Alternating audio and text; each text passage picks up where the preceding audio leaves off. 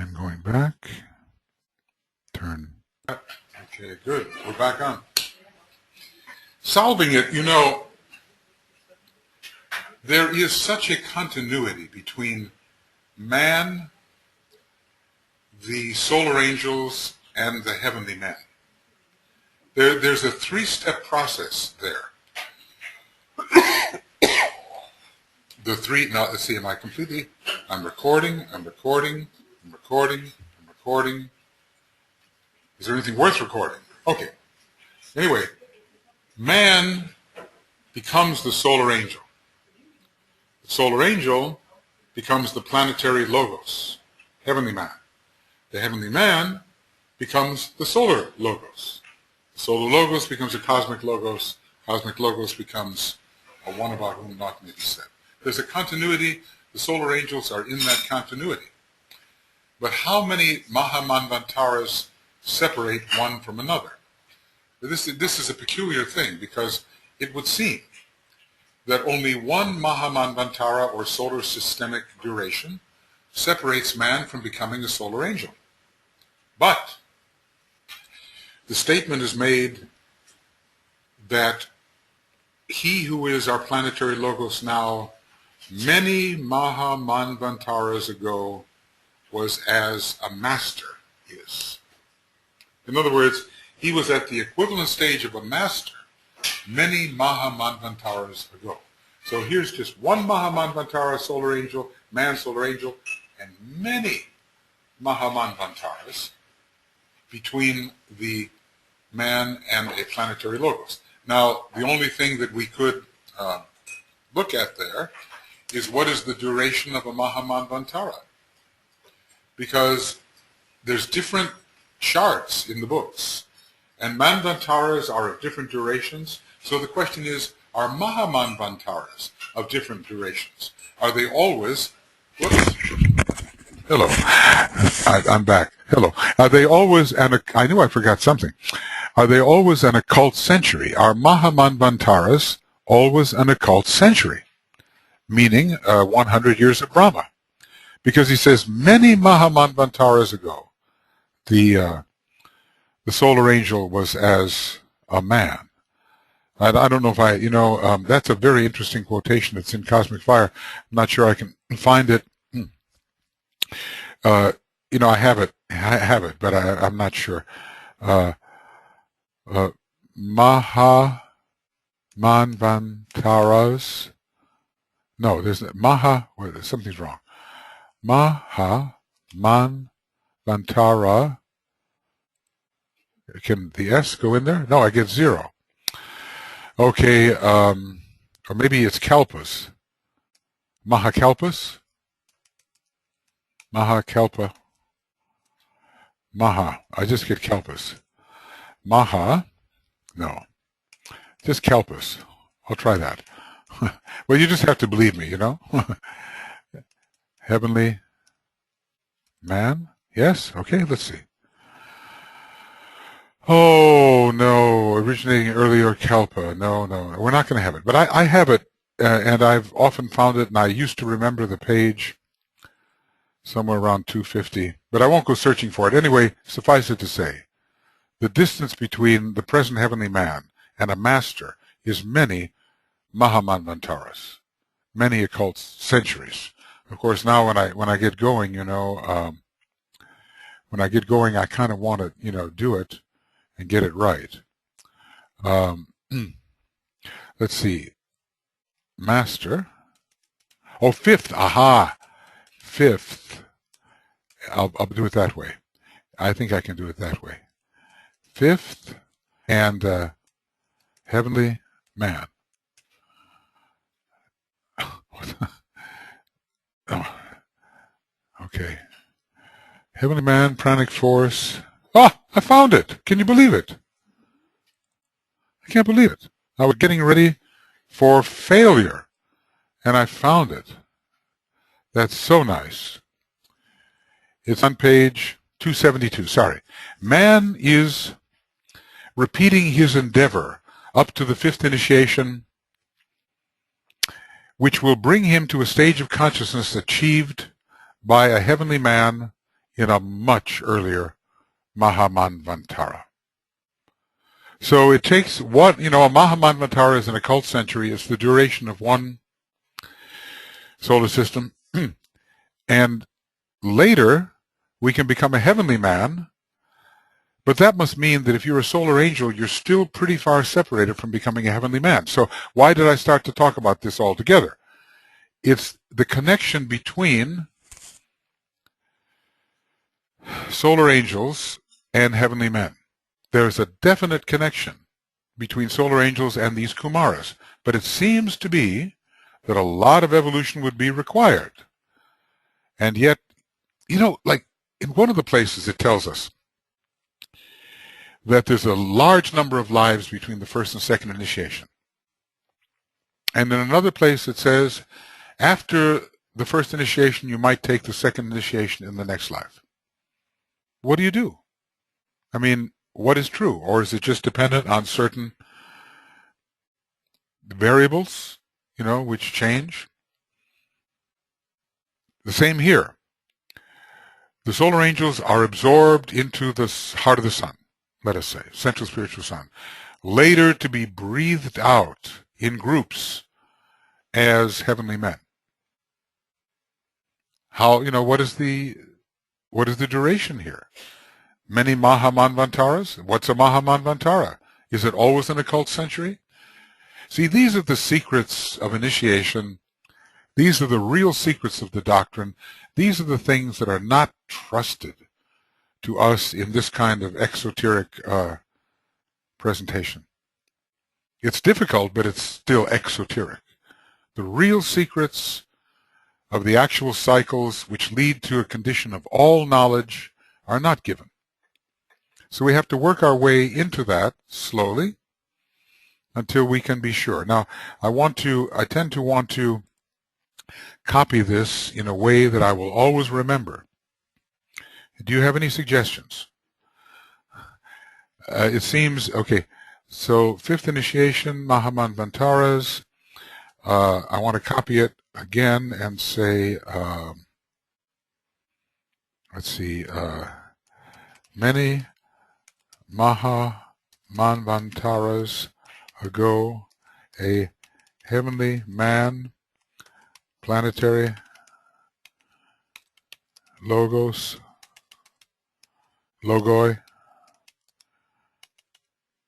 master. I'll put all the words there, so if I get them, if I ever need to, there are so many very good references here.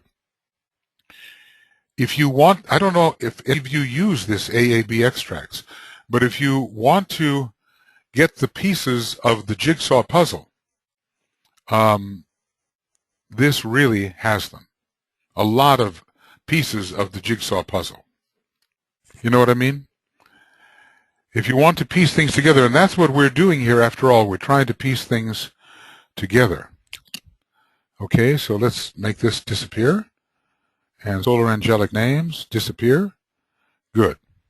Now let's go on. We're almost finished with stanza number 5. That's why I asked you before I began to do this how long you had spent on these stanzas. Because they have a way of absorbing you if you try to be really accurate about what you're doing. And even then you cannot be certain. All right, so where were we? Where were we? Come on. So dark grew the spaces, dramatic, the threefold 35, finding the distance just, flashed like a sheet of intermittent flame. The idea of vibration is there, rhythm is there, and lo, the work was done. There's a lot of work's getting done here. The great 5 met the 3 and 4. All right. There we have one of those great examples of how numbers are used. What would you say? The great 5 met the 3 and 4. This is how he blinds us through abstraction. Nothing is more abstract than a number which does not have a reference point. The great 5 met the 3 and 4. What comes to your mind? This is important. What comes to your mind? The great five. Well, they're great. So it's not like it's not like a starfish, right? It's great. It's not like a little thing crawling around on the ground. They're the great five. Who can they be? And why do they want to meet the three and the four? And who are the three and the four? I think we could make a soap opera out of this, don't you? Wait a second. Don't you? The great five met the three and the four. Are there any ideas? Well, who might the great five be?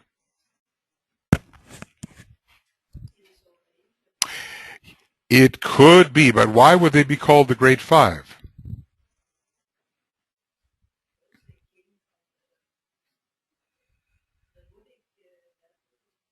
Well, okay, Buddhic level is the fourth level, but this is very important. Now, we have, if I say to you, who are you as a monad, you're a member of what? What are you a member of as a monad? As a monad. Monad. As a member, as a monad, you are a member of a great group. And all monads are members of the same group. What is that group?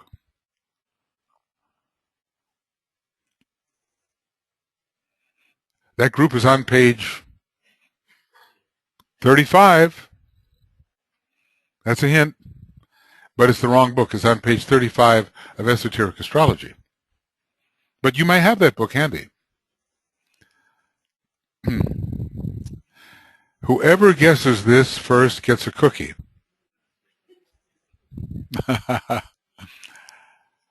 As a monad, what group are you a member of, as are all other monads? Who has an Esoteric Astrology book? Open to page 35.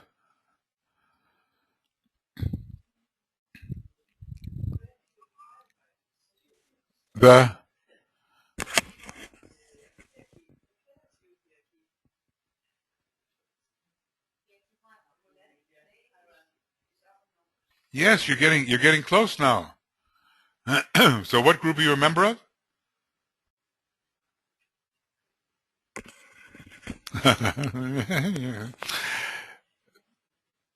There are such things as creative hierarchies. Correct? So we human monads are members of what creative hierarchy? Which number? Not yet. Coming.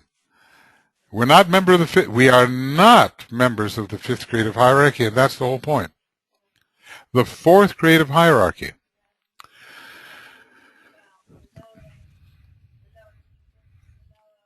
That's it. So, okay, but now what I want to say about the five meeting the three and the four is that these numbers are not necessarily all on the same level. Otherwise, the fifth creative hierarchy would meet the fourth creative hierarchy and the third creative hierarchy, and they're not doing that, are they? So 3 and 4 are not on the same level. They are not creative hierarchies, but maybe 5 is. The great 5 certainly refers to high beings, reasonably to the fifth creative hierarchy of solar angels or Agnisvatas, which have been called into expression by solar fiat and planetary need.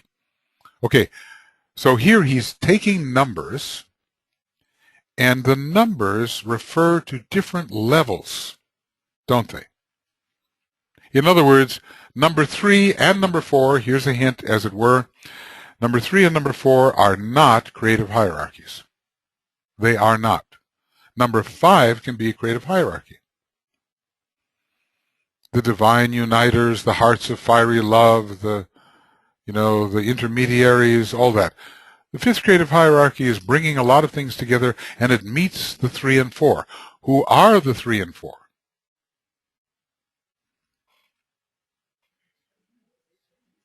They're not hierarchies. What other category can we call them if they're not hierarchies?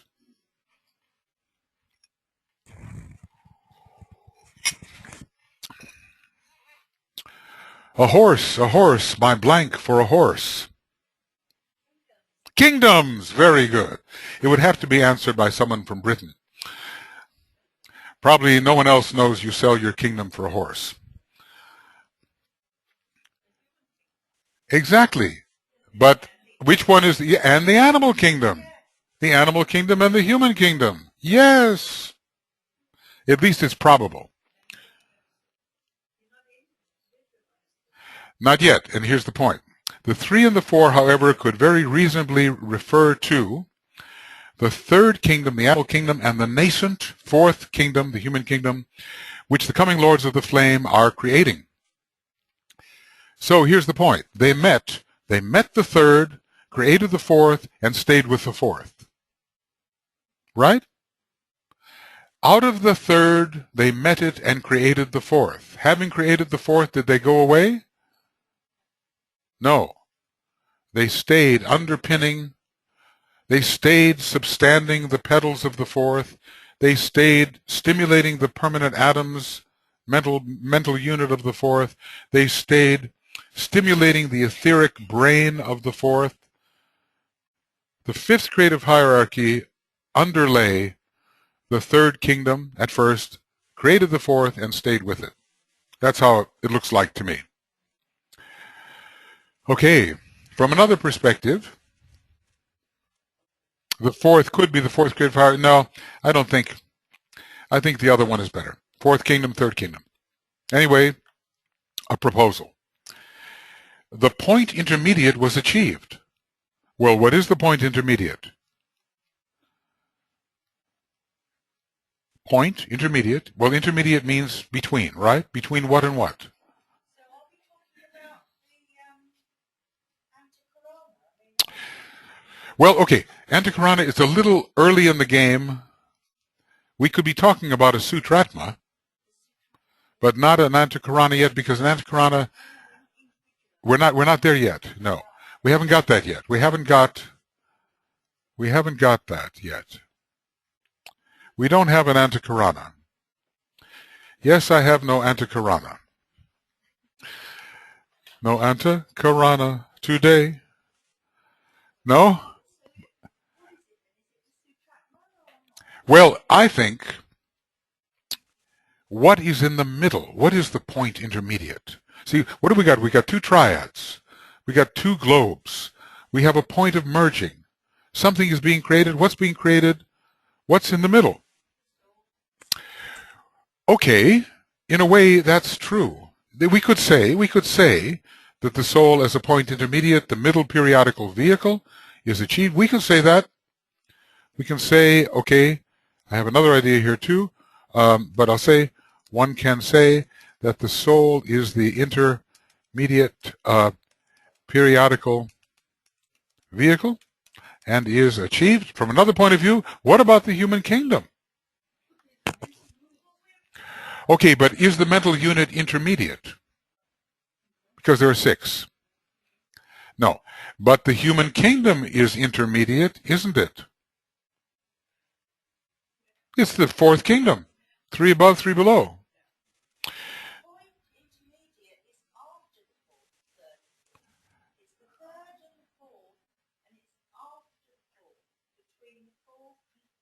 Well, wait. The point is the whole fourth kingdom, right? Kingdom number 1, 2, 3, mineral, animal, mineral, vegetable, animal, man, souls, planetary, lives, solar, lives. The human kingdom is intermediate between those 3 above, 3 below, right? But the soul is in a way as well, because the soul is the intermediate periodical vehicle. The lower divine intermediary, yes, yeah. Yes. But this is the, okay, anyway, it is the kingdom, it is the intermediate kingdom for sure. But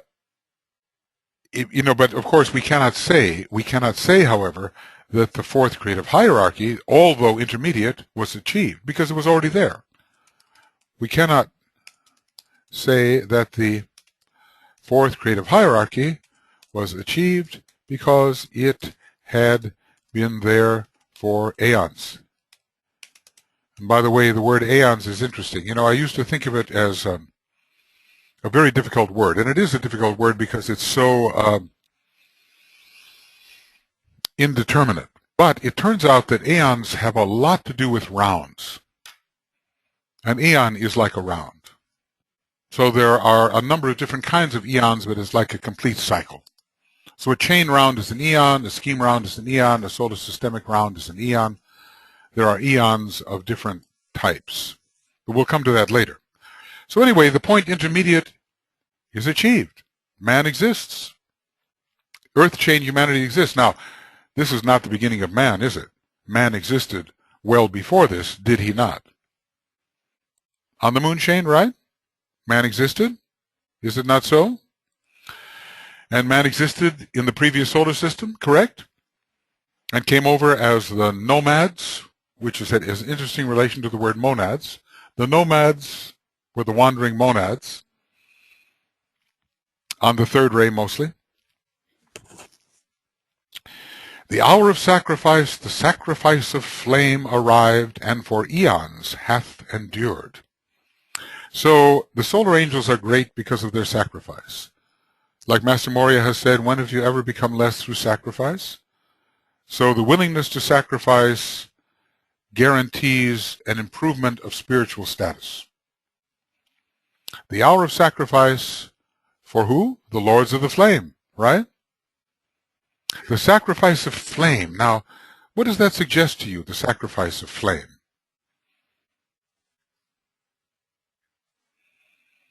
What's happening? What are the solar angels doing?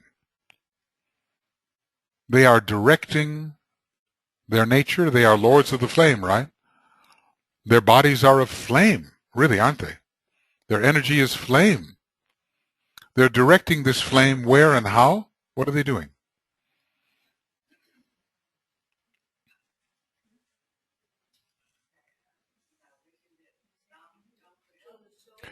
Yeah, well, they are sustaining the egoic lotus with their flame, right? They're sustaining, they're feeding the mental unit with their flame, right? They're having to keep their attention on their creation. They're even stimulating the brain of animal man. And they're attentive, especially after the fifth petal begins to open. They've got to pay a lot of attention. That's a sacrifice. They're losing time, right? Well, that's a good question because the jewel in the lotus is particularly related to the monad. See, it's a reflection of the monad. But I think they have a lot to do with the three synthesis petals, which are arising through a flow of buddhi. And they have a very strong buddhic power. But they are immersing themselves, submersing themselves in the physical body of the solar logos, which is the sacrifice. They are, what can I say, putting their flame under a bushel. What's that in the Bible about light? Don't hide your light under a bushel.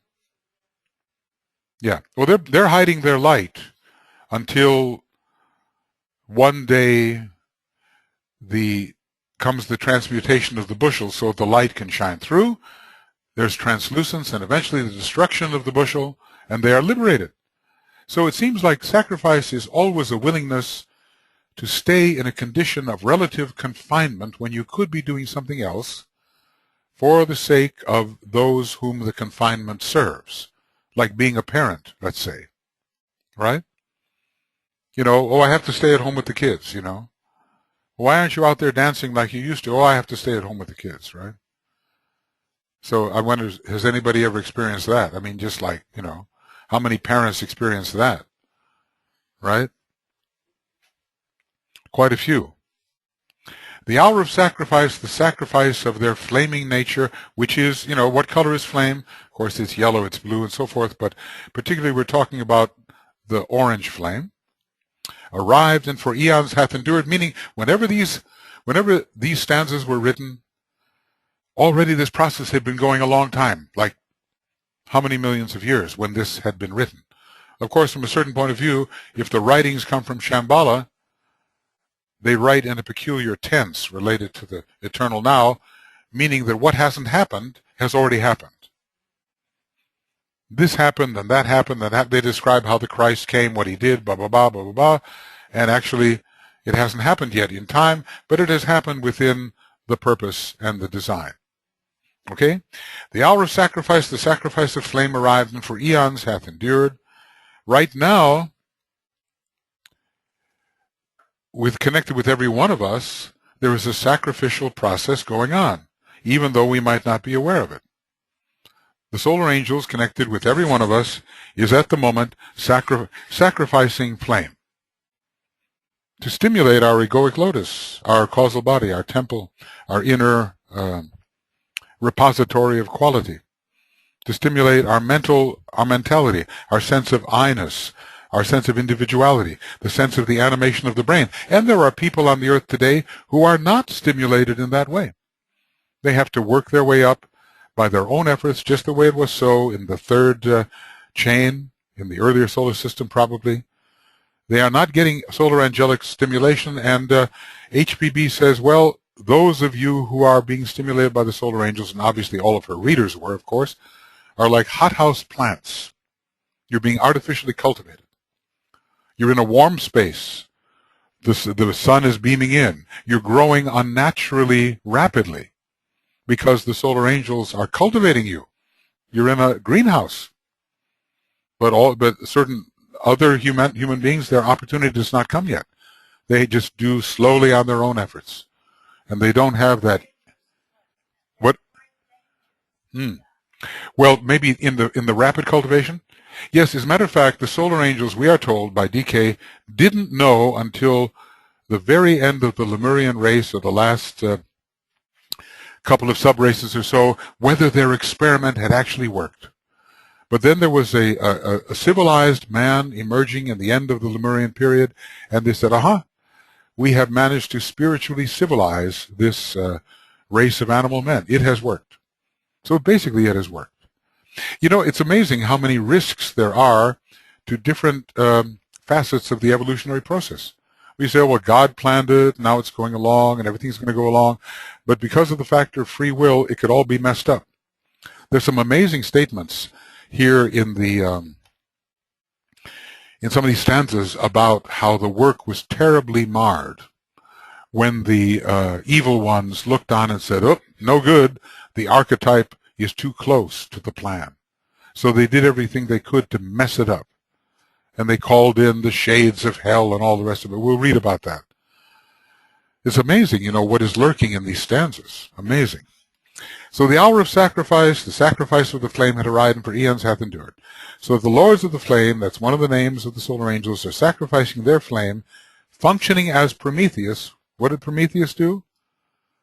Prometheus is another name for the solar angels. What did he do? And who was mad at him? Right, he brought fire to man, right? And giving the flame to create the human kingdom through divine intervention, and the gods are not happy. Which gods, you know? There's always these intermediate beings who displease the gods, who seem to want to remain in selfish isolation without anyone approaching their power. Of course, that's a human projection, basically. The real gods are very happy if you approach their power. Okay, so the eons later than the event, the stanzas were written, etc., etc. Anyway, the coming of the Lords of the Flame started the process of individualization of animal man on the fourth globe of our earth chain, and has endured for 21 million years or so. The timeless ones entered into time. And we're not worried about Sanat Kumara and his cohorts. Their consciousness is so far above time, even though they have a schedule. Isn't that an ironic thing? We're told about the time-space schedule of the planetary logos, and how that would be disrupted if what doesn't happen. How can we mess up the time-space schedule of the planetary logos? What can we do to make sure it doesn't work? Of course, that's an unfair question. But basically, if we refuse to develop group consciousness leading to group initiation, we mess up the time-space schedule of the planetary logos. It's all based on the entry of groups into the initiatory process. Otherwise, it can't happen fast enough. So this whole group connection is very, very important, and that's why the study of the 14 advanced rules for disciples and initiates is absolutely indispensable, because that teaches us how to achieve the group consciousness necessary to fulfill the time-space schedule of the planetary locus. I remember, Mary Bailey, she used to direct the Lucis Trust Arcane School and so forth, and basically she said, okay, well, my Bible is Rays and the Initiations. Because she was so fascinated by the whole group implications of that book. A very tough book, very intuitively demanding. It's not technically demanding the way this is. This is, Cosmic Fire is written on the third ray and the first ray. And Rays and Initiations is still written on the second ray. But very intuitively demanding, somehow very occult. The most occult book he wrote, Esoteric Astrology, right? He said. I think the most demanding book he wrote, Cosmic Fire, from the technical perspective. The most intuitively evocative book that he wrote, I think, The Rays and the Initiations. So I keep on repeating this thing. We had the 28 Rules group. Stefan Tobias and I were working on that for 7 years. But then, the group never got together to do a project. So in the Morya Federation, the group is doing a project while they study the 28 rules, meaning they have the whole school to manage. So that's, in the World project, plus they study the 28 rules. But I'm never satisfied with the study of the 28 rules, because it always goes deeper and deeper. And really, the 14 rules is what we're after. You can almost leave the earlier 14 rules to yourself. And you can say, oh, I can handle these, I can work on these. It's an individual matter. It's how the individual aspirant approaches the first 3 initiations. But when it comes to group approach and group initiation, then the 28 rules are indispensable.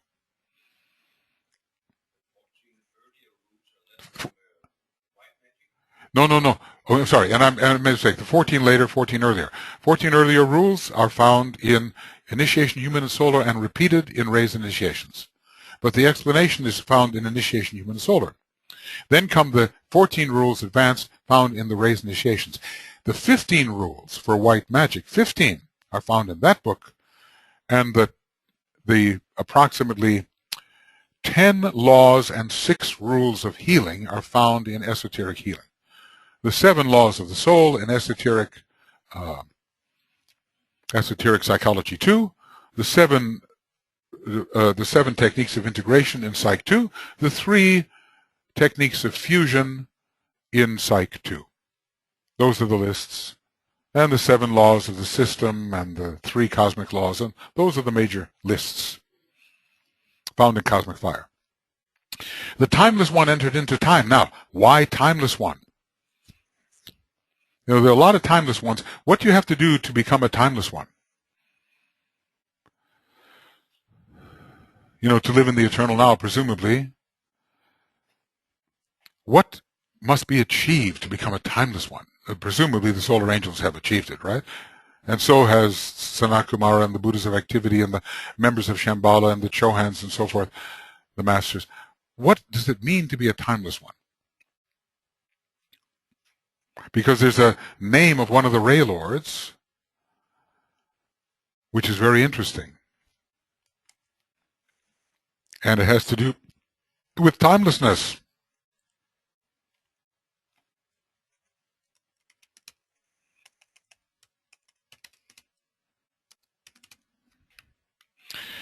Well, the old saying, here it is. Time is. Being descends to manifest. Creation is. Time then and form agree. Being and time do not agree. So that's taken from the 6 statements in the 3rd formula in Discipleship 2, meaning form and time go together. If form dies, time dies. The 4th Ray Lord is called the mountain whereon form dies. It might as well be called the mountain whereon time dies.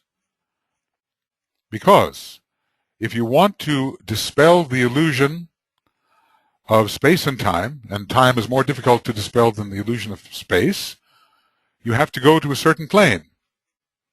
And the mental plane is not it, is it?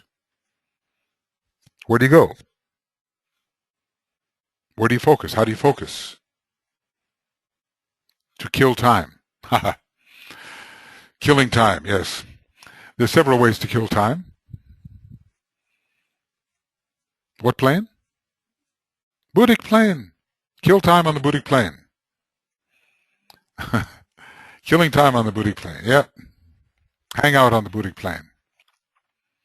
The mountain whereon form dies, whereon time dies. In other words, you get rid of the illusion of fragmentation, of separation, and when you get rid of the illusion of separation, time dies.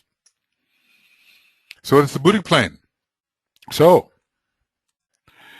the timeless one entered into time. The timeless ones, well, where particularly are the solar angels focused?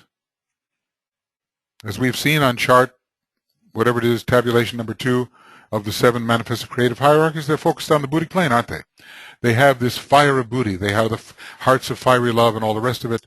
So they have achieved superiority over the normal forms. Hence, for them, time as we experience it is gone. We are not there yet. The Master is there. And yet, when you compare the consciousness of the solar angel to that of the Master, which consciousness is superior? And why? Who knows more? Who's deeper, the Master or the solar angel?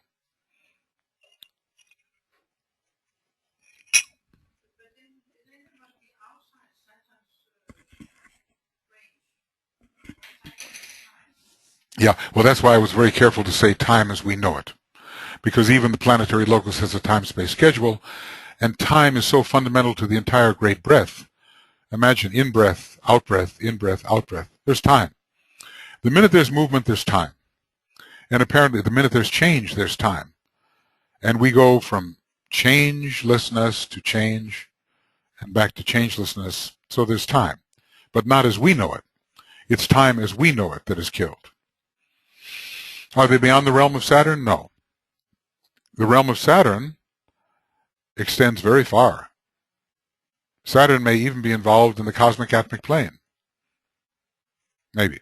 It's certainly involved in the whole cosmic physical plane because Saturn is the correspondence to the physical permanent atom of the cosmic physical plane. So the whole cosmic physical plane is ruled by Saturn. But on the cosmic ethers, which are Buddhic, Atmic, Monadic, and Logoic, time is different. There's a simultaneity which we are able to achieve. Down in the lower worlds, Saturn rules everything. On the cosmic ethers, what is the planet that takes over that rulership on the cosmic ethers? Uranus, planet of simultaneity, planet of same-timeness, in a way. The timeless ones entered into time because they had achieved Buddhic consciousness, and they sacrificed by becoming beings of time. Not all of them, and not all parts of them, because part of them is still contemplative on the Buddhic plane, and maybe beyond, even on the cosmic astral plane. But an aspect of them became subject to the processes of sequence. They left simultaneity, and they had to submit themselves to sequence. Okay, they are, the solar angels are returning nirvanis from a previous, not pervious, that's pretty good, from a previous Mahamanvantara, and are, relatively speaking, the timeless ones, polarized on the Buddhic plane, the fourth systemic plane. Upon the Buddhic plane, the illusion of time and space is for practical purposes overcome. Time exists within the dense physical body of the solar logos, which comprises the 21 lower systemic subplanes. So the solar angels are still in the dense physical body of the solar logos within those 21 subplanes. They pervaded the higher mental plane with a fragment of themselves. You know the saying, having pervaded the entire universe with a fragment of myself, I remain. So they substand the egoic lotus, and they are, in that number 21, they are subject to the processes of time. So they offered a portion of the flame, which they are, to the newly made human being whose life is focused on the 18 lower systemic subplanes. Thus the solar angels have indeed entered into time, because part of their consciousness is subject to this idea of sequential change, whereas part of their consciousness is in the eternal now. How can you have divided consciousness? Well, Master Morya talks about the divisibility of the spirit. How can an empathic person experience what you are experiencing and experience what he normally experiences at the same time? It can happen, right? You can identify with somebody, part of you is in that, and part of you is not. It's like in the world, yet not of the world.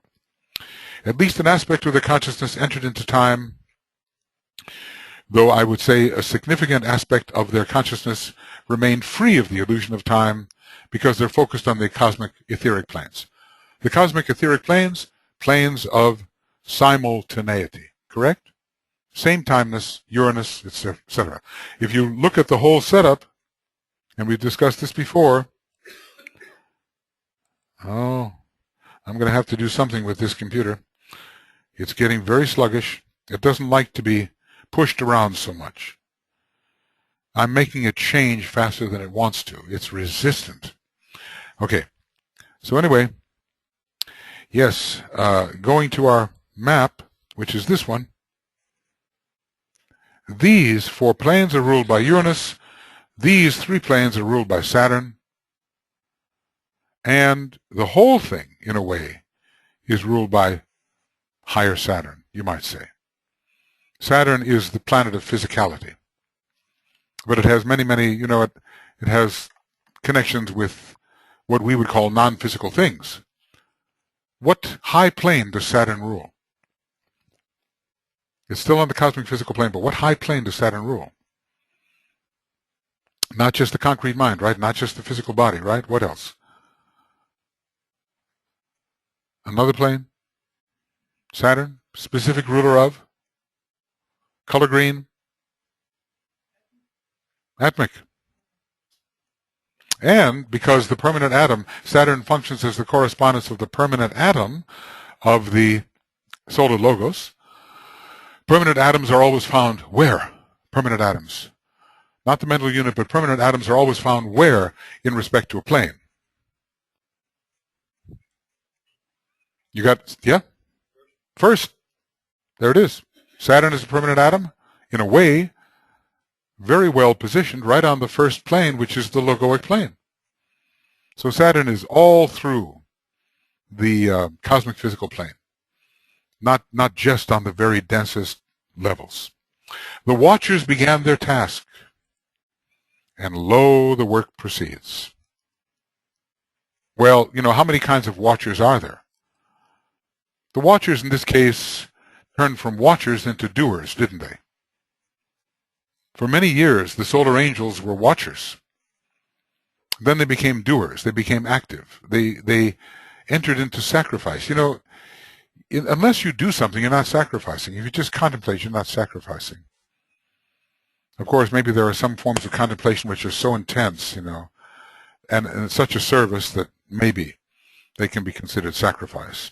And lo, the work proceeds. It still proceeds today. There are many types of watchers. Sanat Kumara is sometimes called, what? The silent watcher? Why? And not that we can answer that.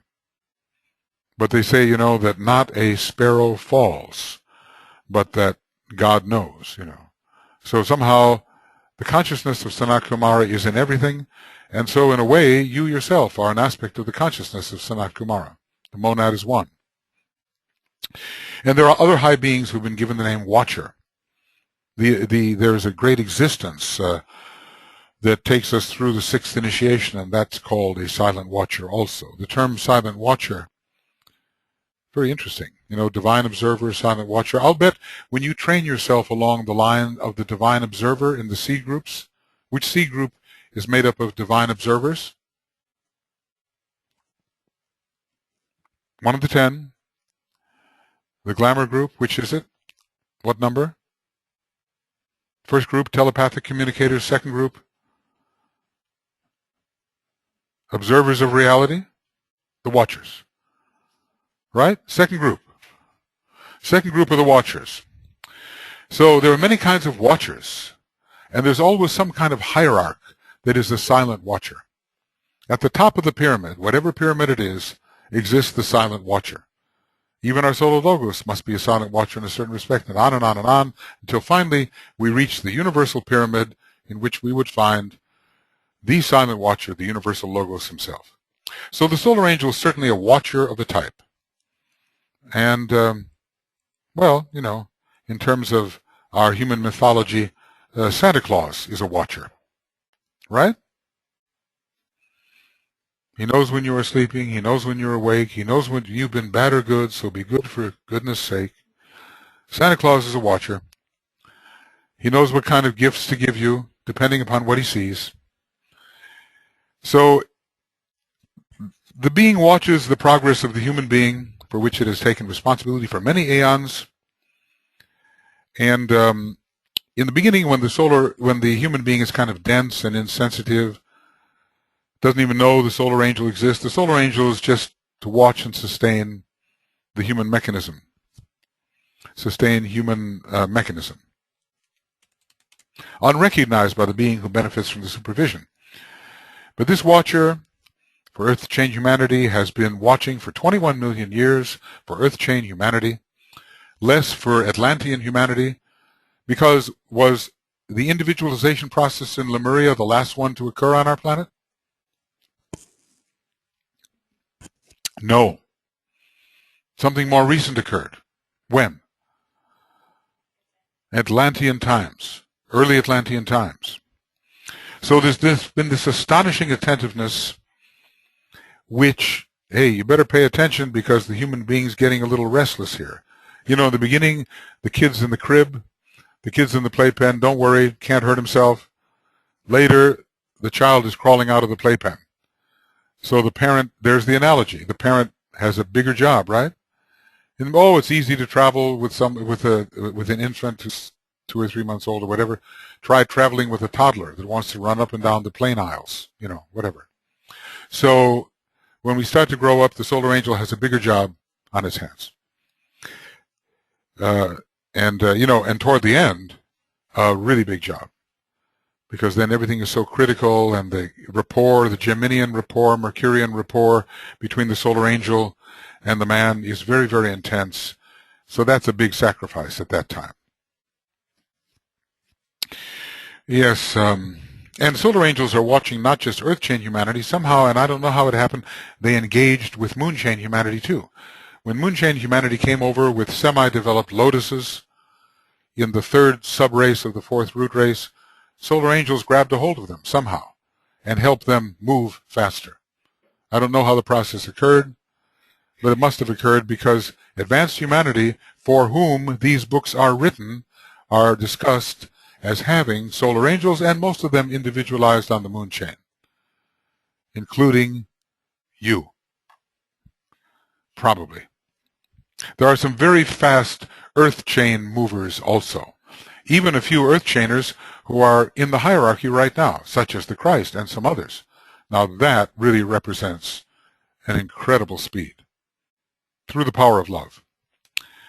And there we are, or almost there. That's it. We did stanza 5.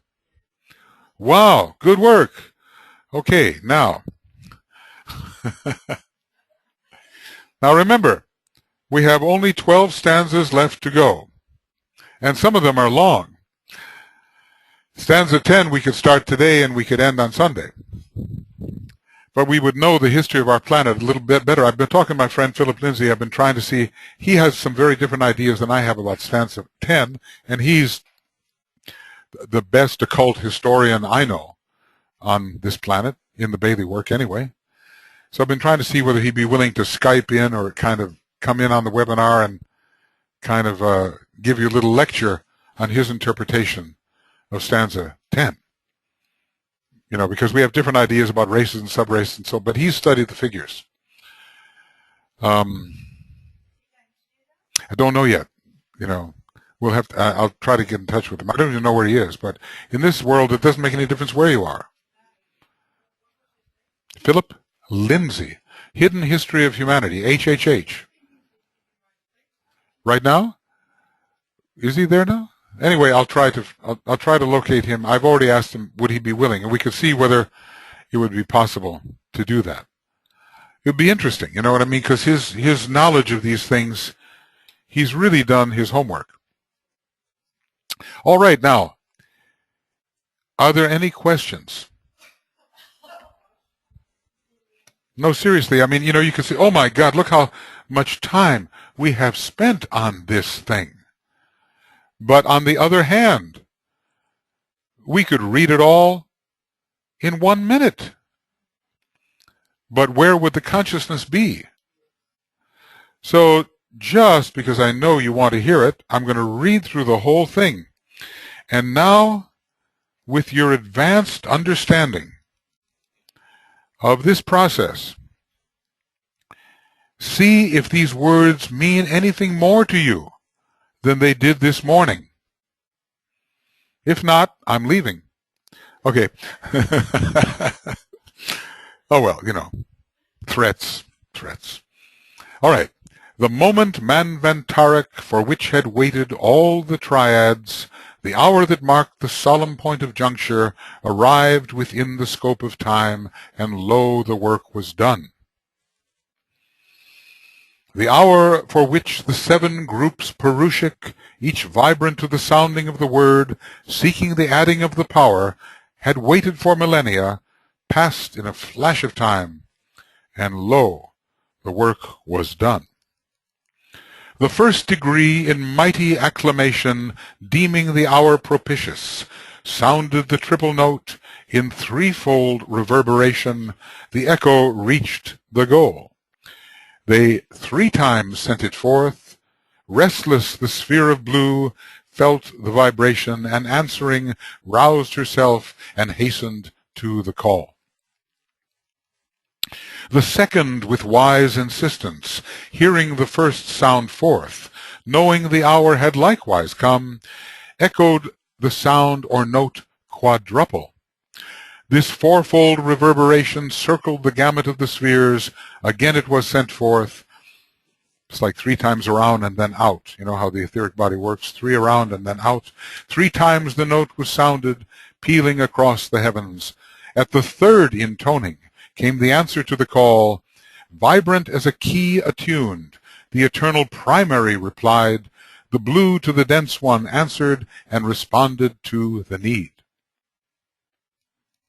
Quivering, the sphere heard the third take up the note, pealing it forth. A full-toned chord smote on the ears of the watchers of the flame. The lords of the flame arose and prepared themselves. It was decision's hour. The 7 lords of the 7 spheres watched breathless the result. The great lord of sphere the 4th awaited the oncoming. The lower was prepared, the upper was resigned.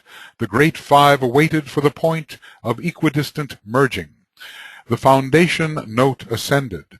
Deep answered deep. The 5-fold chord awaited the response from those whose hour had come. Dark grew the space between the spheres. Radiant 2 balls became. The 3-fold 35, finding the distance just, flashed like a sheet of intermittent flame, and lo, the work was done. The great 5 met the 3 and 4. The point intermediate was achieved. The hour of sacrifice, the sacrifice of flame, arrived, and for eons hath endured. The timeless ones entered into time. The watchers began their task, and lo, the work proceeds.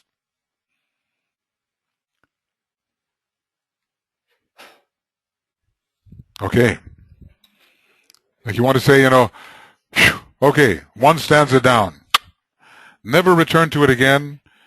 It is completely understood. Amen. Amen, brother. But you see what I mean? You understand why this mining, this digging into possible meanings, even though we haven't nailed it all, you know, not by far, but we have an idea. What's high, what's low, what's now, what's then, you know, what came first, what came second. Some idea is there. some association with the different forms of lives and the process. Are there any questions? Complaints? Objections? Overruled? Anything? Responses? Wait, pulse, feel your pulse. Is it there? Yes. Yes, it is. Well, you know what I mean. We are readers of Cosmic Fire now. It takes a long time to read Cosmic Fire and read it again and read it again and read it again. And then some structure of thought and relationship begins to sink in. So there it is. And you get the sense of how things are related, and you get the concrete relationships in your mind. Then when you read this abstract stuff, the abstractions trigger the structures which you have thought about. And not only do they trigger those structures, but they trigger new connections between those structures. So before long, you begin to feel your idea of these processes is filled out more and more.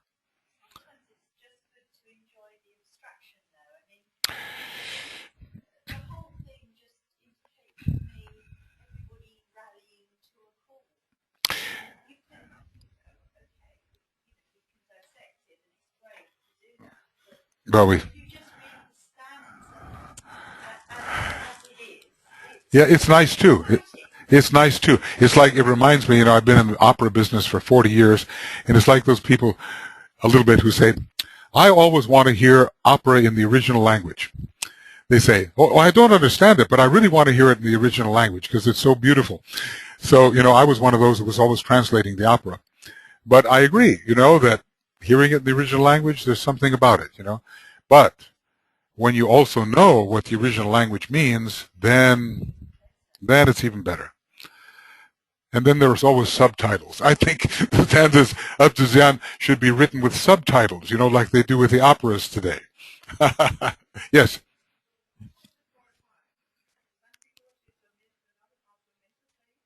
Why was what called 5? Okay. Well, what do you think? This stanza is called 5. Well, Mercury has a lot to do with 5. Venus has a lot to do with 5.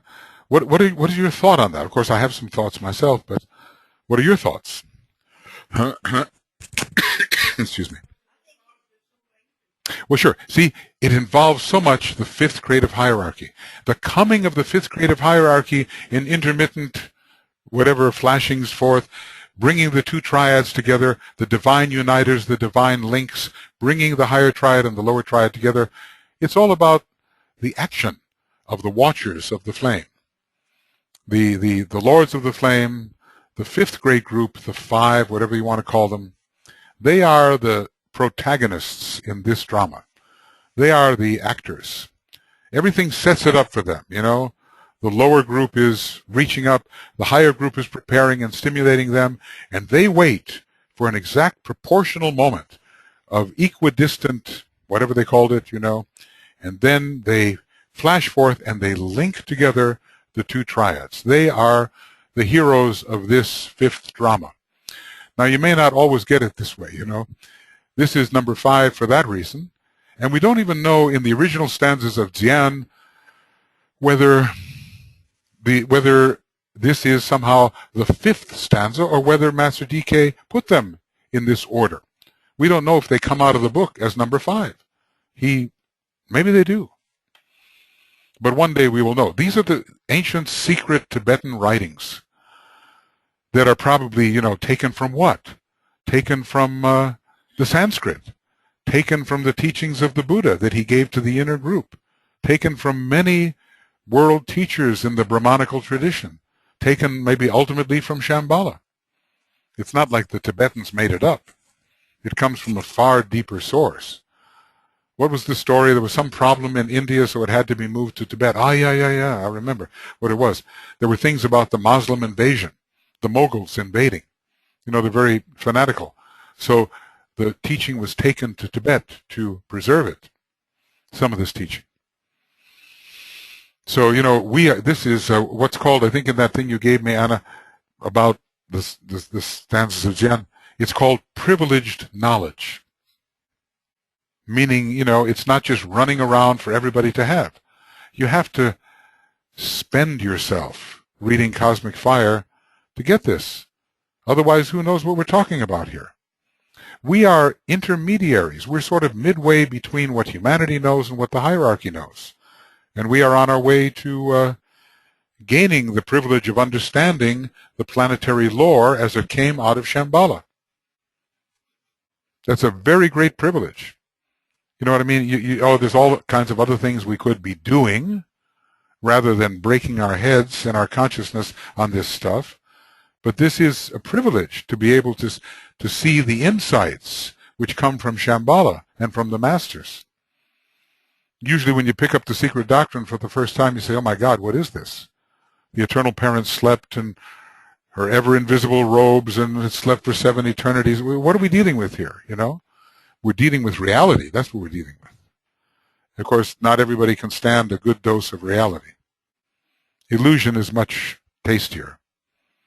It's like going on a diet to deal with reality. All right. Now let's see. We have time to begin another one, and I think we'll just keep going.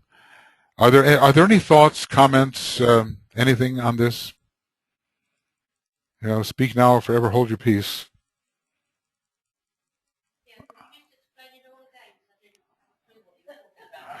You see, I said, you know, that when if you never read Cosmic Fire and you come into these stanzas of Dzyan and you read it for the first time, what? The fourth, the fifth, the higher third, the minor second, you know, what's going on here? Because you have no structure to connect the abstractions to. And then even after we do study it and we reread it, it goes by a little fast. But we're on our way. We can rest assured that the Tibetan does understand these things. So the old saying is, what man has done, man can do. So just be patient. Another 3,000 or 4,000 years of study, we'll get there. Well, in a way, I'm not exactly exaggerating because Tibetan was a great scholar in the time of Pythagoras, which was 2,500 years ago, and he's continued studying ever since. Now, you may ask, what were we doing 2,500 years ago? Maybe we wouldn't want to see. Maybe we weren't studying esotericism, maybe. But now we have a chance. Isn't that nice? Well, perhaps we were. And then the sort of slow learners, you know, flunking out of the academy at Crotona. Yes, sorry, you get a D. Go back to the village.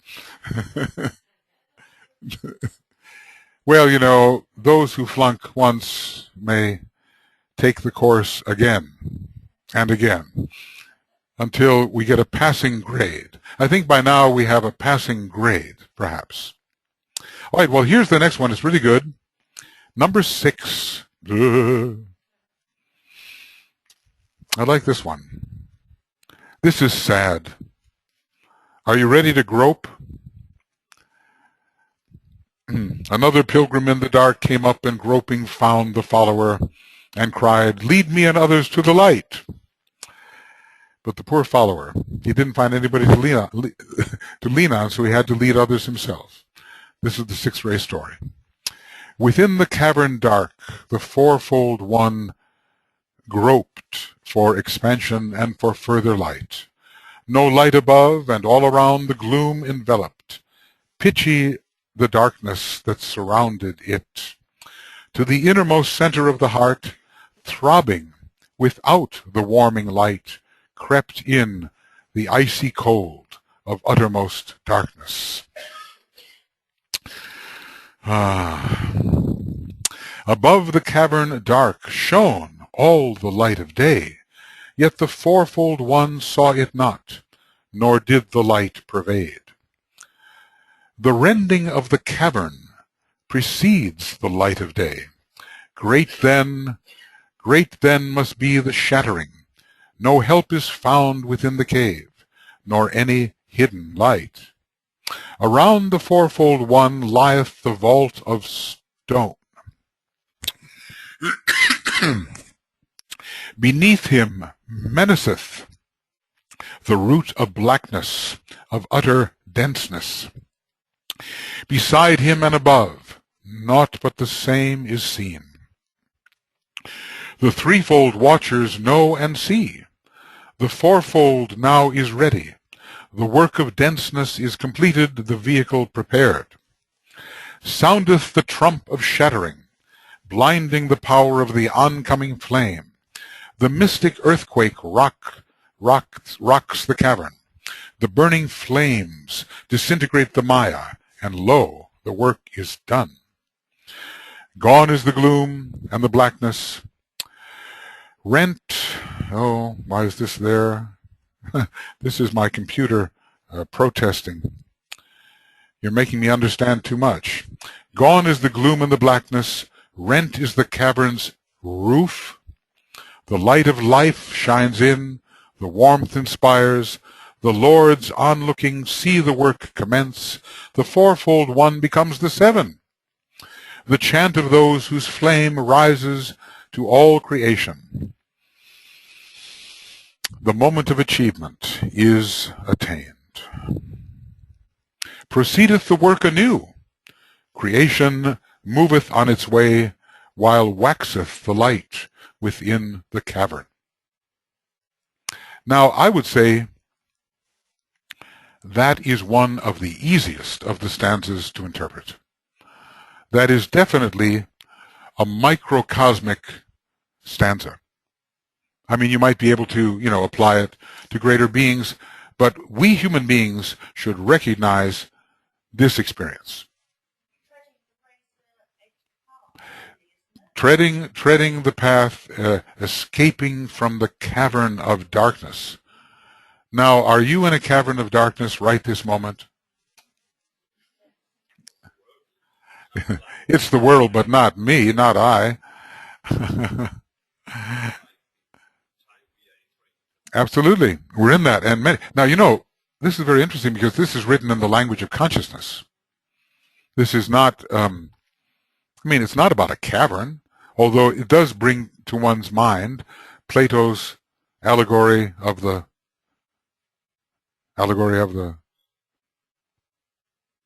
cave. Allegory of the cave. You know about that one? It's all about reality and unreality, and the shadows cast. Well, there's the cave of the heart, there's the cave within the head, there's many consecrated chambers, and there are some chambers of isolation where you just can't break through. Seems to me like it's the process of initiation. It is very much. It is very much breaking out of the cavern. It's all about the mixer stood within his darkened cavern, surrounded by folds and folds. Surrounded by a multitude of threads, buried in folds and folds of woven goods, the weaver sits. No light can enter where he sits. By the light of a tiny candle carried upon the summit of his head, he dimly sees. It's the condition of limited consciousness. That's what a cavern is. We're all in a cavern. Sometimes we're even in a tunnel. For the sixth ray, they're in a tunnel. Only the long and narrow tunnel was his home and place of high endeavor. He couldn't break his tunnel until the voice said, break your tunnel down. Destroy the tunnel which for ages you have wrought. It does not meet your need. Stand free in custody of all the world. So this has microcosmic implications. It might have macrocosmic implications within the cavern dark. Well, like DK said, it's amazing how little people see. He's a master. He's broken through his insensitivity. He sees a lot. And we just grope along the darkened way. And when you grope, unless you have eyes in your fingers, you don't see. Of course, it's possible. Sometimes they have this picture of eyes in the hands. But a groper is a feeler, is a toucher, has not yet achieved sight, right? Okay. Within the cavern dark, the fourfold one groped for expansion and for further light. So who's the fourfold one? Voila. There we are. Etheric, physical, astral, mental, personal. The fourfold one. Or from another point of view, if you don't want to include the personality, physical, etheric, emotional, mental.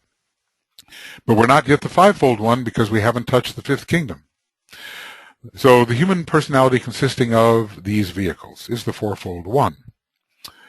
And groped for expansion and for further light. Not much light, having to feel your way towards the light. There is no true spiritual sight. I like to think of the cavern dark as the chamber of consciousness, unillumined by spiritual light. All of us are in a cavern dark right now. You know, maybe our cavern has a little more light than it had a few years ago, but it's still dark. It's still a darkened room. And there's so much going on outside the cavern, the chamber of consciousness, and we don't know about it because the light has not yet entered. So, you know, here's the law of repulse of the fourth ray. Thus spoke the mixer as he stood within his darkened chamber. It means darkened consciousness. No light above. Well, above, behind, before, you know. No light from the higher mental plane illumines the consciousness of the groping, strictly personal human being, just involved with the solar plexus, with feeling your way, without seeing. No light above. And all around the gloom enveloped, gloom, darkness where you don't really see the light. The gloom is the gloom all around us of the lower 18 subplanes. There's not a whole lot of light, just false light on the lower 18 subplanes. We're in the hall of ignorance, within the confines of which the consciousness of the unenlightened human being must function. If our consciousness is on the lower 18 subplanes only, and we're not building our meditative channel towards the higher mental plane, we are in the gloom. Pitchy, which means really, you know, pitch is it's a really dark, it's a substance, yeah, black. Pitchy the darkness that surrounded it. Impenetrable darkness. Can't get through, can't see beyond. The darkness, impenetrable. The materially minded human being has no way to suspect that beyond the pitch black lies the sound of the soul, the pealing forth of the bells of... I'll tell you what, we had a couple of guys here in the original PhD class who always bumped into that chime. They had a lot of Gemini, you know, they just always were hitting it. Two Geminis together sat there. Oh, God. Every once in a while. Okay.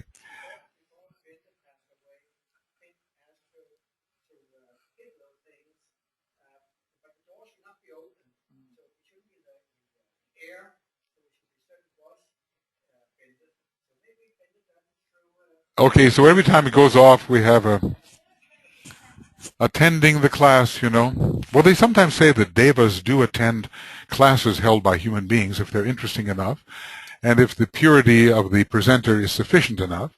So you can't make a deva come to your party, you know. Maybe you can compel the elementals, but the devas have to be invited. A little choosy about where they come, but maybe. Okay, so the materially minded human being doesn't suspect that beyond the pitch is another kingdom, the fifth. We're trapped in number 4, in the lower 4, elemental life. Well, that's like you said, everybody's there now. Just look at TV. Well, you know, every once in a while there's a science program. You know, the mind is somehow working, but usually it's all about the emotional body, isn't it? I'm happy, I'm sad, I'm winning, I'm losing, you know, I'm dead or alive. To the innermost center of the heart, throbbing without the warming light. The heart is beating, but it's just the physical mechanical beating. So the warming light is really solar fire. Solar fire warms, fire by friction burns. It is not the heating fire of fire by friction, it's the warming light, but the heart doesn't have it. Normally you would say, well, it's your heart, you must be warm, but some people are not warm-hearted. It's just beating, just mechanical. Heart throbs, but is not connected consciously to the true psyche, the soul on the mental plane, so it's just a mechanical sustainment. And then the icy cold of uttermost darkness. This is quite poetic language, and it suggests what planet for icy cold? Saturn, the limiting agent. Saturn rules the lower personal world. Jupiter begins to rule the soul. Let's expand our consciousness a little bit. But Saturn rules the uttermost darkness. This is especially so for the 18 lower subplanes, which are a 9. Saturn is a 3 and a 9. Every 3 is threefold. Saturn 9. Saturn 9. Okay. Through the third ray and the number 9, Saturn is connected to these 18 lower subplanes, which are the limitations of lunar life And you know, Saturn does have a moon in it, doesn't it? If you really look at Saturn, a cross and a moon. So Saturn's connected to these 18 lower subplanes. Above the cavern, dark, shone the light of day. Well, why above? Why above? Well, because, you know, just look at your map of the planes. We're talking about higher planes. So the word above means in higher dimensions. In higher dimensions, shone the light of day. What is the light of day? Light of the soul, right? And the light of day is also considered Scorpio's light, isn't it? So through triumphing and overcoming your obstacles, you fight your way into the light of day, you dispel illusion, and the light of day breaks forth on the Buddhic plane, even on the higher mental plane. Scorpio takes you to the Buddhic plane. Scorpio is the sign with its hierarchical ruler Mercury, which rules the Buddhic plane. So the light of day is waiting for you, but you don't know because you've got a ceiling. Nobody's been drilling your top, you know. You've got a ceiling there blocking out the higher light. Okay, so fighting your way, right. Yet the fourfold one saw it not. All of this exists outside the pyramid. The world of God established itself. The sky was blue. The winds blew free, and the trees and flowers opened themselves to the sun, but you don't see it. The unenlightened human being is oblivious to the higher light, and man is preoccupied with the real world, right? This is the real world, the lower 18 subplanes, and the light did not pervade, nor did the light pervade. The light cannot get through. The light by its own force cannot enter the darkened cavern of lower personal consciousness. There has to be some kind of invocation for the light to enter. So the rending of the cavern precedes the light of day, so we have to break down our Maya, glamour, and illusion. There are different methods of rending the blinding veil, so to speak. Each soul ray has its type. You know, we're in this darkened chamber. What are we going to do? We're in even a darkened causal body, but let's say forget that. Let's just say that it's even lower. We're in a darkened psychological space. We say we can, first ray, shatter it through a forceful blow. We can include our way out of it, second ray. We can accumulate our way out of it, third ray. We can harmonize our way out of it, fourth ray. We can perforate our way out of it, which is the fifth ray. We can immolate our way out of it. We can mantramize our way out of it. These are all according to the rays. So somehow by these 7 methods connected with the rays, we can get out of that darkened chamber. So the causal body is meant to be destroyed by these methods, but on a lower turn of the spiral, we can perhaps break out of our limiting situation through the methods given by the rays. The key words of the techniques of integration may also apply. The trapped first ray type needs inclusion. The trapped second ray type needs centralization. The third ray type needs stillness. That's one way of getting out of this mess of threads in which you are entangled. The trapped fourth ray type needs steadfastness. The trapped fifth ray type needs detachment. Detach thyself from form and find me waiting underneath the veils of form.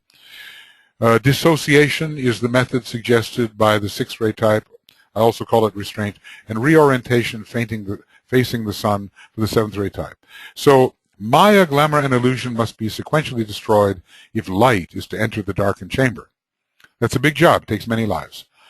When the threefold deception is devitalizing of Maya, dissipation of glamour, dispelling of illusion, then the higher light is naturally visible. You've got this triple three-headed dog.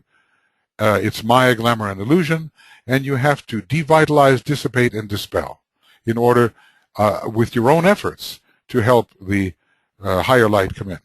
So we have a lot of work to do on our personal self before we can register the higher. So of this chamber, DK says, or the old commentary says, great then must be the shattering, because we have built it. I have built and strongly built, but I'm a prisoner in my own building. The form building ray, the second ray type, says that. But we don't know we're a prisoner. We're in our building and we think we're free, but we're prisoners. It's like the story of the people who have been in jail for 30 years. They say, okay, now you can go. So they go out and commit a crime so they can come back. Because they're used to it. It's home. Okay, so it's a monumental task to destroy the cavern of personal darkness. The goal is not easily achieved. And no help is found within the cave. This is interesting. I of my own self can do no more good. What shall I do? Of my own self, it's not enough. So the real liberation comes from praying, invoking, calling, and something higher comes in. The personality itself does not have the resources to destroy its own ignorance, nor any hidden light. There's no sufficient hidden light within the cavern of darkness, within the cave, to break out. So there will be a light that will help, but it's not the false light of personality created by fire by friction. So such personal light is related to fire by friction. It's revelatory of the lower phenomena, but it's still in the hall of ignorance. How do you get out of the hall of ignorance? You know, someone has to hit you on the head. This happens in the third petal. It's very interesting. In the third petal of the egoic lotus is called the petal of sacrifice for the physical plane. What happens? You're forced into something. You have to fight for your country. You have to give up your health, your life on the altar of economic necessity. You know, you're forced into things you would never choose to do, but somehow it turns out to be liberating. I'm thinking about all these people that have been put into wars. I was reading very much about the war in Finland called the Winter War, and how, you know, the Soviet Union, which was like immense, they attacked Finland. They lost 250,000 men in 4 months, and the Finnish lost 25,000. You know, just human waves.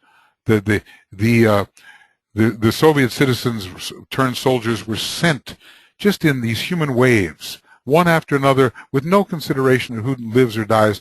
The generals didn't care, but the other side cared and were very skillful, see?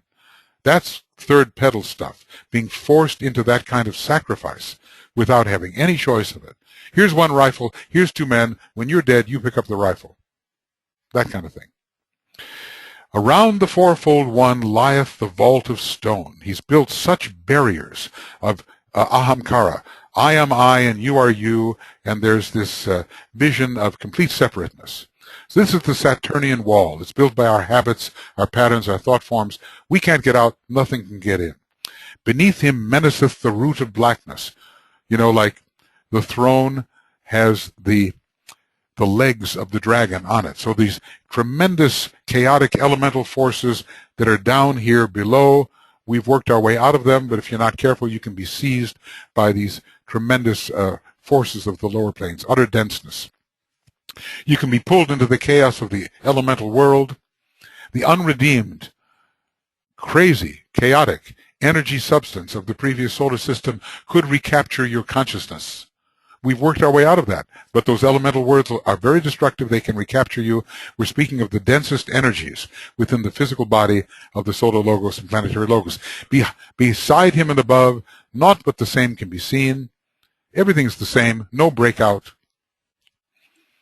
He cannot penetrate the ceiling of glamour and illusion, which his actions and psychological processes have created. He's bound to the third aspect of divinity.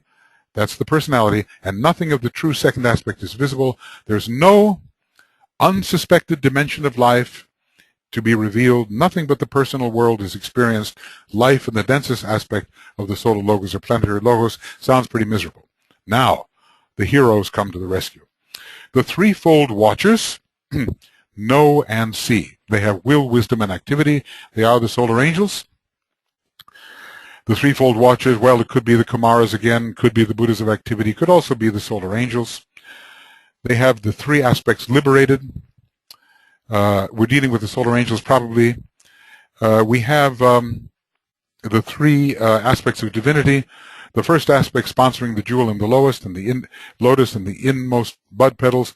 The 9-fold petal structure of the egoic lotus is the second, and the energy maintaining the atomic triangles. The 4-fold is now ready. After all of this misery, after all of this problem, the 4-fold one has now come to the point where the higher ones can do something. Remember, you have to reach the 5th petal before the solar angels can intervene. You have to at least get out of the hall of ignorance. You have to enter the hall of learning. You know, you have to become teachable. In the hall of ignorance, you're not terribly teachable. If you want to make a mule teachable, what do? The old saying is, you hit him over the head with a 4x4. Great must be the shattering. So sometimes the blows of fate, smack, you become teachable because you run into such difficulty. It's the time for the human personality to take the first tentative steps in consciousness toward the fifth kingdom, the kingdom of souls. The solar angels and the higher agencies know the point of readiness. They know it. This one's ready, we'll smack them. See, this is how they do it. Let them be, they can't learn. But now when you're ready, hit them with the blows of fate, maybe they'll wake up. This is remind you of a Zen monastery. The master carries the stick. He hits you on the head if you think too much. This is how the solar angel works. You say, why did this happen to me? Well, maybe so you'll wake up. Maybe, who knows how many wake-ups we've had in our past lives. Been tough, I'm sure. We've been hit many times. But the blows of fate sometimes sensitizes us, softens us up a bit so we can learn something. So, we don't know the point we've reached. They know. The inner agency know. The work of denseness is completed. The personality is dense. So this is work that's been on the 18 lower subplanes, and we're in the dense physical globe. The vehicle prepared. Good, we're getting ready to get out of the hall of ignorance into the hall of learning. Soundeth the trumpet of shattering. Jericho. The walls come tumbling down. The trump is the trumpet. Well, look, there's several shatterings that have to occur. First, the shattering of the psychological condition has to occur so you can get some soul light. Later, the shattering of the soul vehicle has to occur, but this is the first step. This is personal. Soundeth the trump of shattering. The inner word of the soul sounds forth. You hear a word, do this, do that. The voice of conscience, it shatters. And it contradicts your patterns of life. So the soul has a number of words, sometimes called the word of death. Death to whatever circumstance it may be. The soul is an effective surgeon. The soul wields death. The soul knows what to say, when to say, so you can start to break out of your chamber. Blinding the power of the oncoming flame. Lords of the flame. What happened to St. Paul? He's much later in the point of evolution, but he was blinded by the oncoming flame. He had hit the light supernal. Now, this is at a higher stage of evolution, but even at a lower stage, I just don't know what my life is anymore. I can't understand where I am, who I am. I'm blinded by some kind of inner understanding that comes from the higher light, from the soul. So the flame of solar fire is revealed, and it contradicts the light of fire by friction, right? So something new is coming in. All right. I'm doing this fast, so at least, don't forget we have 13 stanzas. And this one's easy. This is an easy stanza. One of the easiest, so microcosmic, so related to the experiences that we all have. Correct? Okay, so Saul becomes Paul. He gets hit by the blinding light of the soul. But even earlier, we get hit by many soul impulses which make us uncertain of our world. Things start to shake. The mystic earthquake occurs. So we're blinded then to all we have held dear. We don't even want it anymore. Something starts to come into our life. We don't want our attractions. We're uncertain, deeply uncertain about our relationship to the lower worlds. So his higher objectives are taking the place of lower objectives. The mystic earthquake rocks the cavern. We become shaky in our previous life. It's a psycho-spiritual earthquake, a deep sense of uncertainty, of shakiness. All that seemed stable to us no longer seems so. Our world in ruins lies around us. What do we want to call it? What law? Fourth law of the soul? Law of repulse. What happens? The wind sweeps through the garden. Low lie the trees, bending the trees are devastated by the wind. Or, sudden the spade descends, the thinker tends the garden of his thought, fast destroying the passages of mind, thus destroys the passage. Or what happens? Loud voices and a movement from outside the darkened chamber where the weaver sits. A window breaks, and though the weaver cries aloud, blinded by the sudden light, the sun shines in upon his woven carpet. Its ugliness is thus revealed. Or number 4, crashing came a note of music, a chord of sound that drove the mixer of sweet sounds to silence. His sounds faded out within the sound, and only the great chord of God was left. In other words, an intervention. The fifth ray, whatever it was, he's so upset, give me the key, I can't do anything anymore. Finally, he turns to God, give me the key, and finally, the key comes down. But he has to be in despair first. And then for the sixth ray, what happens? The opening seemed to close. The tunnel dimmed its light. The what is it? The follower, the whatever he is lost. All was lost to him. It seemed as if the world of thought was lost. It seemed as if naught was anymore. So he says, I follow this, I follow that. All of a sudden, no vision. He's in the dark tunnel. And he doesn't break the tunnel down. He has to break the tunnel down. See, this is what's happening. This is the mystic earthquake. And the magician, the same issue. He's facing the dark. He's facing the chaos. He's so disgusted. He says, I've tried to arrange this room so some beauty can come forth, some dream of mine, and I'm just disgusted and sad. And all of a sudden, the big magnet works above him and turns him around so he faces a new light.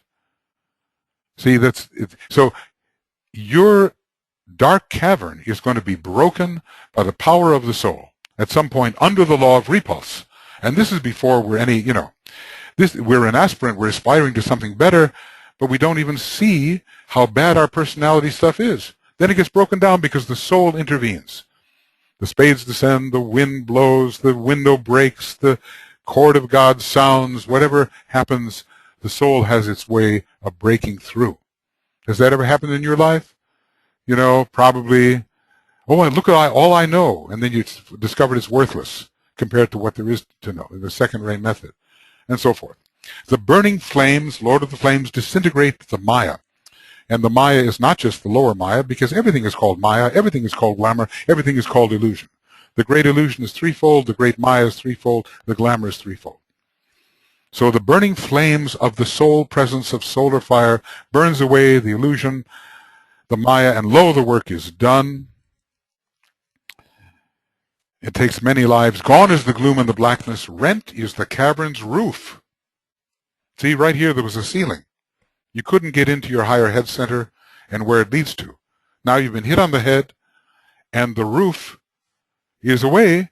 Now the opening exists, and the soul can get through right through the top of the head in the mystic phase. It stays on the top of the head, and then later it comes down into the middle of the etheric brain, as we read about in White Magic. Down it comes, but you've got to, you can't have cement up here if the soul's going to get through. So that's what Vulcan is for. Vulcan sort of, gives that hammer blow on the top of the head, opens things up, and then the higher light can come through. So the darkened chamber is no longer dark. The light of the soul has entered. The roof of the cavern, which separated the cavern from the higher energies and planes, is thinned. We call this the burning of the etheric webs. You can do it in a slow way. You can do it in a fast way. Some people take drugs, they get into trouble. Some people take drugs, they survive it. They burn away, right, and the higher light can get through. So the solar angel knows, that we know, has a stream of energy anchored in the head of man. It comes from above. The light of life shines in. Sounds like the first aspect. First the light of the soul, then the light of life. Aries, Taurus, the light of life, the light of the first ray, shines in. The work is sequential, second ray first. The warmth inspires. You are now inspired by solar fire. Not just fire by friction, fighting down in the lower worlds, trying to make your way with your personal will. Something else comes in. The warmth of solar fire inspires. The fourfold one is accessing solar fire. Solar fire is warmth. The heart is warming beyond the solar plexus. The lords on looking see the work commence. Meaning the solar angel said, okay, now something's happening. It's not consummated yet, it's commencing. You're breaking out of your lower personal shell. The fourfold one becomes the seven. What does that mean? The fourfold one becomes the seven. What is that? Yeah, let's just say the threefold soul comes in. The soul is triple, will, wisdom, and activity. The soul joins with the four. The three joins with the four, becomes the seven. The triangle sits on top of the square. That, and all of us, we're at that point. This has happened for us now. The fourfold one becomes the seven. And the chant of those whose flame rises to all creation. Now, it doesn't look like a complete sentence. I don't know if it's correct, but basically, man learns to aspire. Finally, we have a flame within ourselves, borrowed from the higher flame, and now that flame is aspiring, and we want to keep on with the process of destroying the cavern. So our chant of aspiration reaches out, and all hear it. We become an approaching point of light. We are chanting, we are aspiring. We have upward rising fire. We are an aspirant. We've made it. The fifth petal is opening. The moment of achievement is attained. This is not the final achievement, but the soul has helped shatter the barriers which sustain human consciousness in darkness. This is an achievement. The achievement towards which this entire process tends is the eventual destruction of the causal body. We're not there yet. We're just getting out of our personality dark cavern.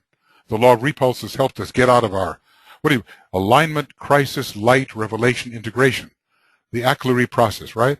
Alignment first, then crisis, then light. We see where we are. My God, look at that. How horrible. Then we get out of that, and then revelation comes of the plan, and then finally integration. Proceedeth the work anew. Now the man doesn't work as a willful personality, desiring personality anymore, works under the direction of the soul. Proceedeth the real spiritual work anew. We're on the path. We're on the path. Creation moveth on its way, while waxeth the light within the cavern. It grows. The cavern is not completely illumined. We haven't achieved the third or the fourth degree, but the light in our darkened chamber is growing because we love to study cosmic fire. I'm sure we also love to eat as well.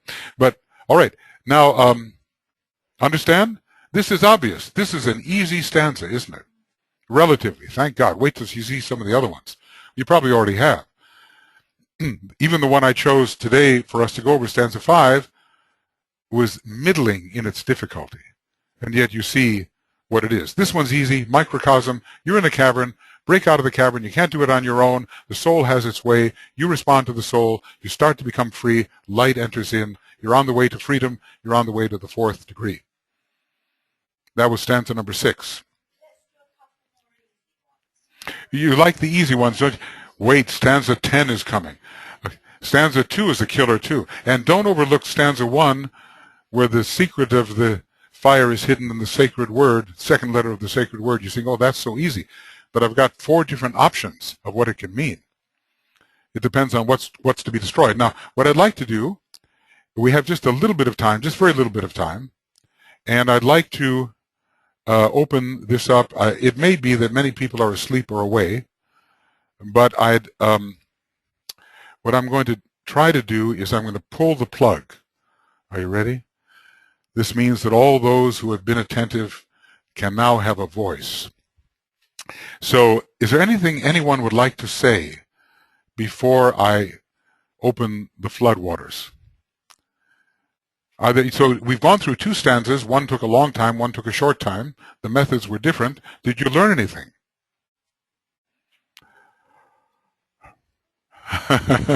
Well, let's see. So it builds up your confidence, doesn't it, when you can look at a stanza like number 6 and, you can basically interpret it. Not too bad, right? Stanza 5 also had interpretable points and other things which were obscure. The 3 times 35, what's the first degree, second degree, third degree, what beings are they exactly, and so forth. What is the sphere of blue? Why blue? How does the sphere react to denseness? All of those, a little obscure, but we're on the way. Is there anything you would like to say? I mean, I know you would love to come back at like 7:30 and work until 11, like in the old days.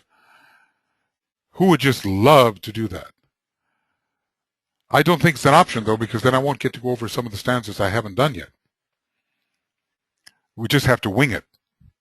Okay, now I'm going to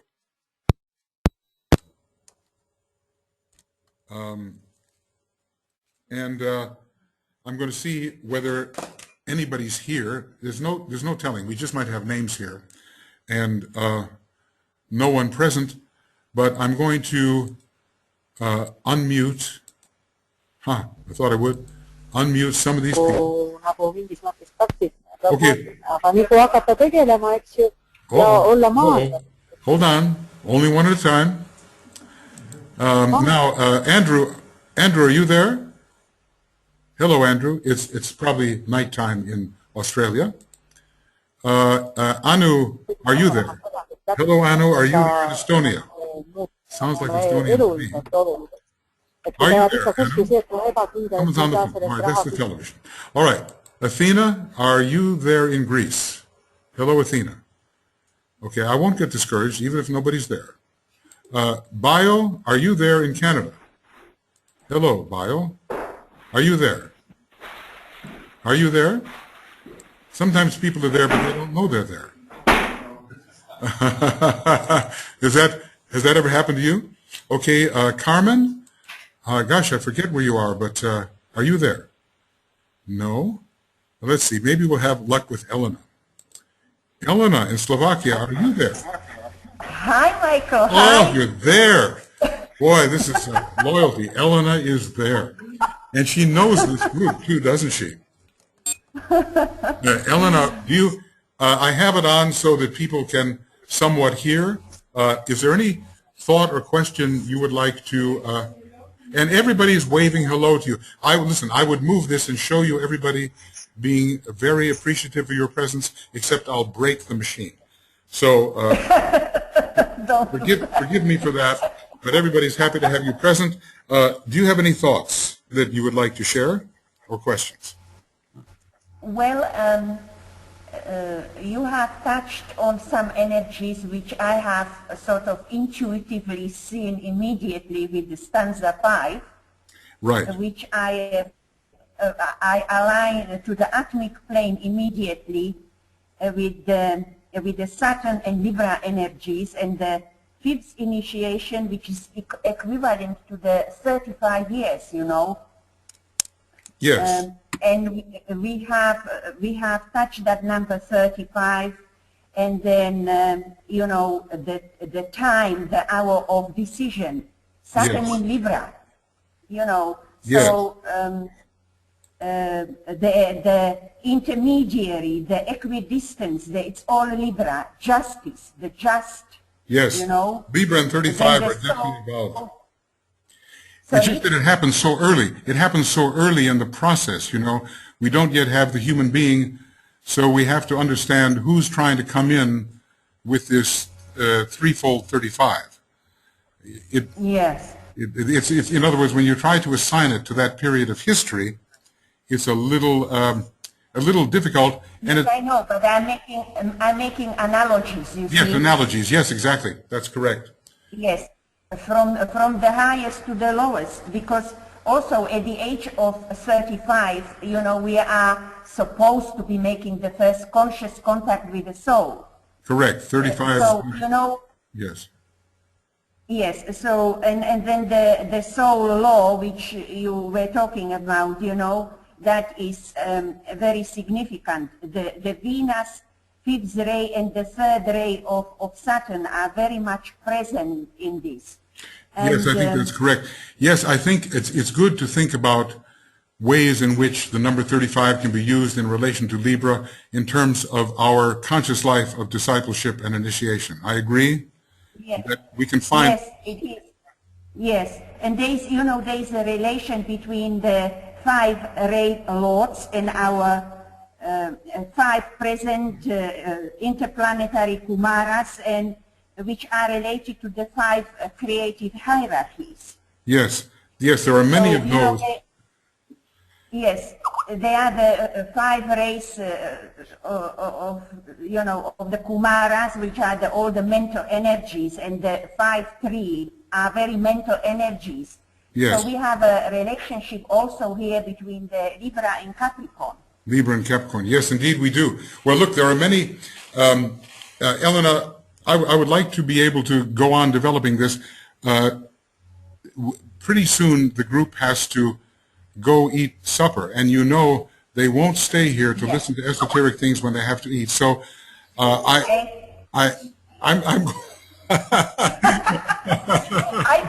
I'm going to go on and see if there's anybody else who would like to say just a little something, and I appreciate your association with that and your presence. Thank you very much. Eva, are you there? Hello, Eva. Hello, it's happening in Canada. No, not right now. Sometimes it's just a little difficulty. Eva Smith in Canada. Gary Smith, I'm not sure where you may be. Are you there, Gary? Okay. I hear a lot of people signing off. Okay, wait a second. Glenda, are you there in California? Are you there, Glenda? Okay, maybe not. Irmeli, are you there in Finland? Can it be that only Elena is here? Wait a second, hold on. Who's joking? Irmeli, are you there? Okay, don't be afraid. Yes. You are there? Irmeli, hold on. Wait a second. Irmeli, Yes. Are you there? Is that you, Irmeli? Yes, would you like to say something? Anything you would like to say? I'd like to thank you so very much. Okay.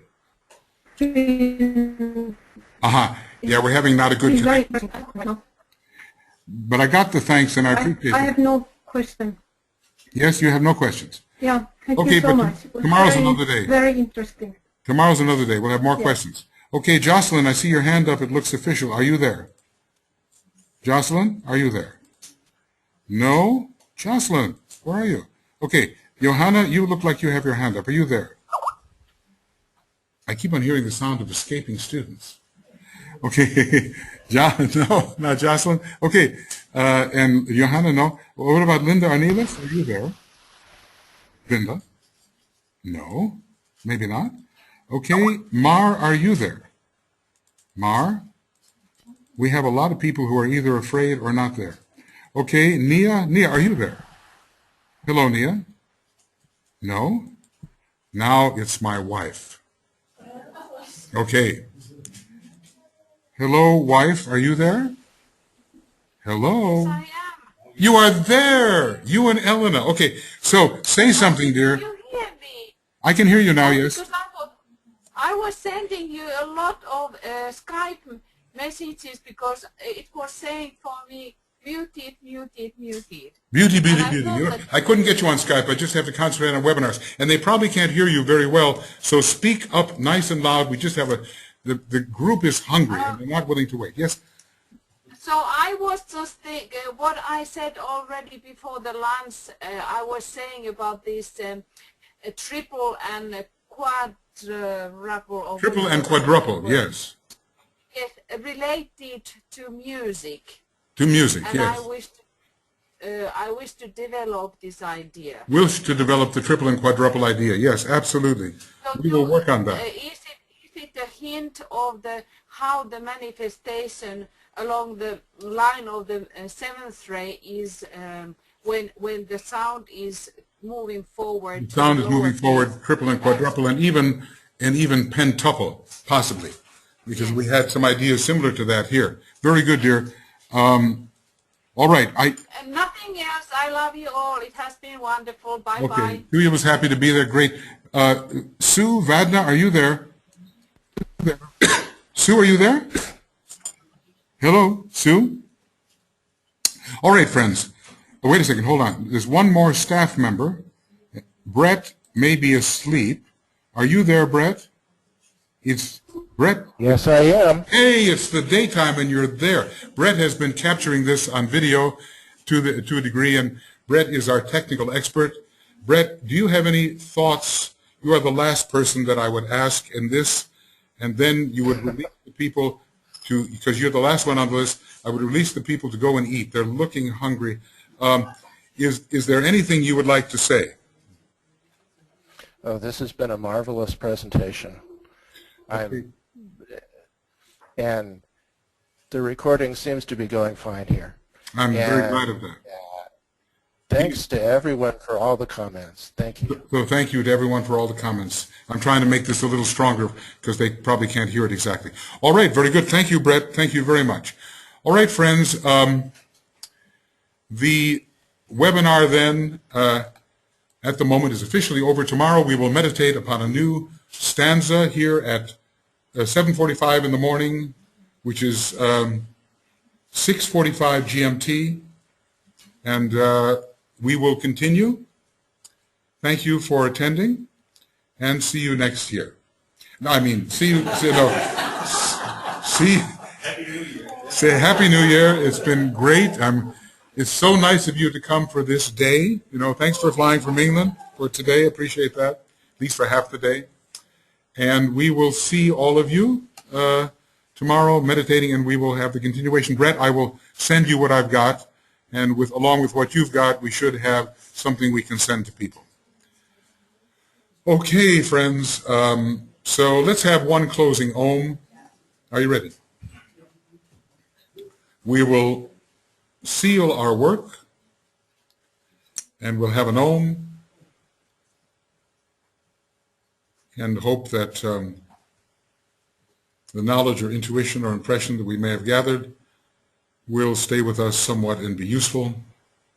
And all of you, you can sound an Om too, if you wish.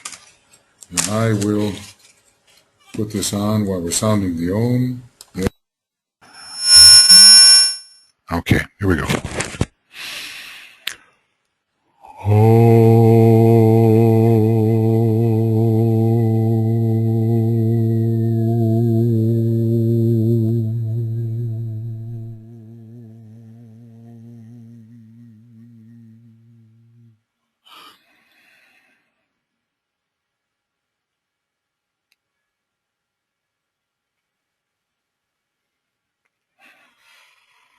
Thank you. Tomorrow, more stanzas.